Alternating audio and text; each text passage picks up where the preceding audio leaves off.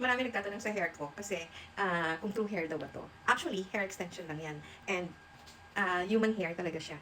Yan. So, be careful pala sa pagpapa-hair extension. Kasi marami na akong experience sa hair extension. Medyo nagtitipid ako nung una and it did not give results. Medyo little bit magdagdag ka na lang and then, kasi forever mo na itong magiging hair. Ang gagawin mo lang, i-maintain mo lang siya 3 to 4 months, ipapatanggal mo, tapos ipapakabit mo ako. So, ayan lang yung hair ko.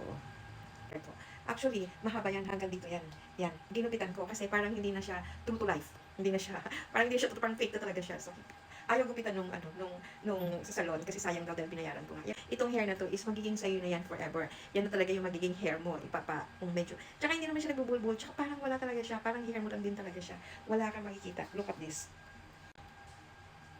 Yan. Yan lang siya. Yan.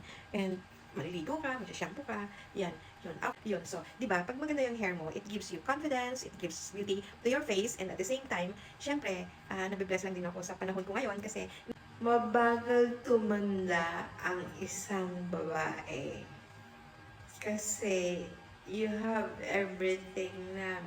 So, marami na. So, choice mo na lang kung gusto mong sumabay sa age mo. So, ako, 50 plus. So, ayoko sumabay sa 50 plus. So, para rin naman to sa husband natin.